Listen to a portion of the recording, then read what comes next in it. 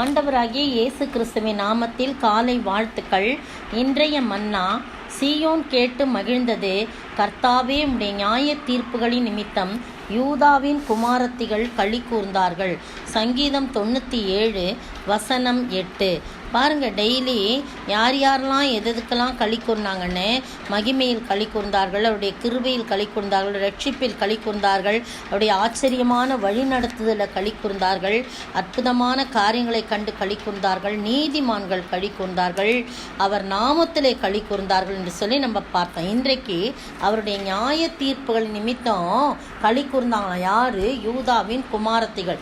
சீயோன் கேட்டு மகிழ்ந்தது. கர்த்தாவே, உம்முடைய நியாய தீர்ப்புகளின் நிமித்தம் யூதாவின் குமாரத்திகள் களி கூர்ந்தாங்க. ஏன் களி கூர்ந்தாங்க அப்படின்னு சொல்லி பார்க்கும்போது, துன்மார்க்கமாய் ஜீவித்துட்டு இருக்காங்க. ஆனால் நாங்களோ சீயோன் ஆண்டவருடைய மகிமையை காண்கிறார்கள். வானங்கள் அவருடைய நீதியும் வெளிப்படுத்துகிறது, சகல ஜனங்களுடைய மகிமையை காண்கிறார்கள் என்று சொல்லப்பட்டிருக்கிறது. அவருடைய மின்னல்கள் பூச்சக்கரத்தை போல பிரகாசிப்பித்ததாம். பூமி அதை கண்டு அதிர்ந்தது என்று சொல்லி அந்த வசனங்கள்லாம் அப்படியே போடப்பட்டிருக்கு. அதை கண்டு அதை கேட்டு சீயோன் மகிழ்ந்தது.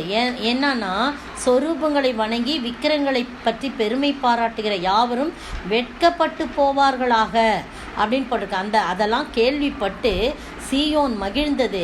கர்த்தாவே, உம்முடைய நியாய தீர்ப்புகள், யார் யாருக்கு எப்படி நியாயம் தீர்க்கப்பட்டதோ அந்த நியாய தீர்ப்புகளின் நிமித்தம் யூதாவின் குமாரத்திகள் களி கூர்ந்தார்கள் என்று சொல்லப்பட்டிருக்கிறது. அதே மாதிரி திரும்ப அடுத்த வசனம், கர்த்தாவே, பூமி முழுவதுக்கும் நீர் உன்னதமானவர், எல்லா தேவர்களிலும் நீரே மிகவும் உயர்ந்தவர் என்று சொல்லி ஆண்டவரை புகழ்ந்து பாடுகின்ற ஒரு சங்கீதமாக இது இருக்குது.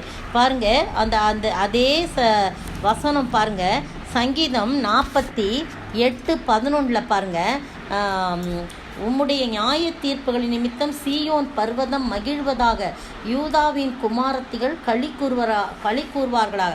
இங்கே முதல்ல உம்முடைய நியாய தீர்ப்பு நிமித்தம் சீயோன் பர்வதம் மகிழ்வதாகன்னு போட்டிருக்கு. இங்கே சீயோன் கேட்டு மகிழ்ந்தது, அதுதான் நியாய தீர்ப்பு தான்.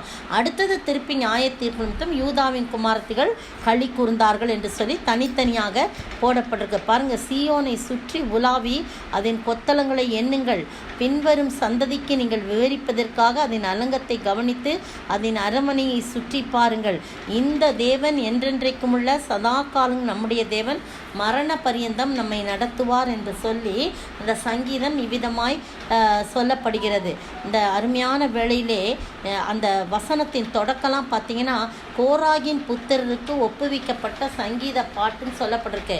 கோராகின் புத்தர் மோசேக்கும் ஆரோனுக்கும் விரோதமாக முறுமுறுத்து பூமி பிளந்து அவர்களை விழுங்கி போட்டதுன்னு பார்க்குறோம். ஆனால் இந்த இடத்துல கோராகின் புத்தருக்கு ஒப்புவிக்கப்பட்ட சங்கீத பாட்டுன்னு போட்டு ஆண்டவரை பற்றி உயர்த்தி பாடியிருக்கு. என் ஆண்டவர் எவ்வளோ பெரியவர், நீங்கள் இப்படிலாம் பேசக்கூடாதுன்ற மாதிரி இதில் போடப்படும். கர்த்தர் பெரியவர், அவர் நமது தேவனுடைய நகரத்திலும் தமது பரிசுத்த பருவத்திலும் மிகவும் துதிக்கப்படத்தக்கவர் என்று சொல்லி ஆண்டவரை பார்த்து நல்லா சொல்கிறத நம்ம பார்க்குறோம். பாருங்க, நீங்களோ கீழ்காற்றினால் தர்ஷிஸின் கப்பல்களை நீர் உடைக்கிறீர், நாம் கேள்விப்பட்டபடியே நமது தேவனுடைய நகரமாகிய சேனைகளுடைய கர்த்தரின் நகரத்திலே கண்டோம், தேவன் அதை என்றென்றைக்கும் ஸ்திரப்படுத்துவார் என்று சொல்லி அவர்களை பார்த்து ஒப்புவிக்கப்பட்ட சங்கீதம்.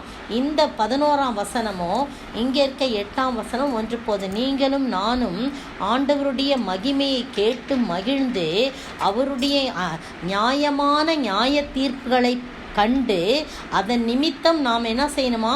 களி கூறணும். யூதா குமாரத்திகள் களி கூர்ந்தது போல நீங்களும் நானும் களி கூற வேண்டும். அதற்காகத்தான் இந்த நியாய தீர்ப்புகள் யாருக்கு என்னென்ன செய்யப்படும் என்பதை சொல்லும்படியாக இந்த சங்கீதங்கள் சொல்லப்பட்டிருக்கிறது. இந்த சங்கீத பகுதியிலே நாம் வாசிக்கிறோம். எனவே நாம் நல்ல விதமான களி கூர்ந்து மகிழும்படியான நியாய தீர்ப்புக்கு நம்மை நாமே ஒப்பு கொடுத்து கர்த்தருடைய வார்த்தைக்கு கீழ்ப்படிந்து தீமையை வெறுத்து நன்மையை பற்றி கொள்ளும்போது நாமும் இப்படி களி கூர்ந்து மகிழ, மரண பரியந்தம் இந்த தேவன் என்றென்றைக்கும் உள்ள சதா காலங்கள் நம்முடைய தேவன் என்று சொல்லி அந்த சங்கீதம் 49ஆம் சங்கீதம் முடிகிறது போல, 48ஆம் சங்கீதம் முடிகிறது போல நாமும் சொல்லி ஜெபிக்க ஆண்டவர் தாமே கிருபை செய்வாராக. ஆமென். இந்த தேவன் என்றென்றும் உள்ள சதா காலமும் நமது தேவன் மரண பரியந்தம் நம்மை நடத்திடுவார். அநாதி தேவனுன் அடைக்கலமே, அவன் நித்திய புயங்களுன் ஆதாரமே. ஸ்தோத்திரிக்கிற ஆண்டவரே, துதிக்கிற ராஜா, வாழ்த்திக்கிற வணங்கிறப்பா தகப்பனே, நீர் எத்தனை நல்ல தேவன் ஆண்டவரே. அப்பா, சீயோன் பர்வதம், சீயோன் மகிழ்ந்து களி கூர்ந்தது. அதே போல் ஆண்டவரே தகப்பனே, ஏதோ இந்த அருமையான வேளையிலே கர்த்தாவே யூதாவின் குமாரத்திகள் களி கூர்ந்தார்கள் என்று போடப்பட்டிருக்குது. நாங்களும் கூட கர்த்தாவை களி கூர்ந்து மகிழும்படியாக நீர் எங்களுக்கு உதவி செய்ய வேண்டும் என்று கர்த்தரும் மீட்பரும் ராஜாவுமாகிய இயேசு கிறிஸ்துவின் விலையேற பெற்ற நாமத்தில் ஜெபிக்கிறேன் பிதாவே. ஆமேன், ஆமேன். நேற்றைய பதில், உங்களில் சிலர் யாதொரு வேலையும் செய்யாமல் வீண் அலுவற்காரராய் ஒழுங்கற்று திரிகிறார்கள் என்று கேள்விப்படுகிறோம் என்று அப்போஸ்தலனாகிய பவுல் கூறுகிறார். 2 தெசலோனிக்கேயர் 3ஆம் அதிகாரம் வசனம் 11. இன்றைய கேள்வி, எதை சிலர் தள்ளிவிட்டு எதை சேதப்படுத்தினார்கள்? எதை சிலர் தள்ளிவிட்டு எதை சேதப்படுத்தினார்கள்?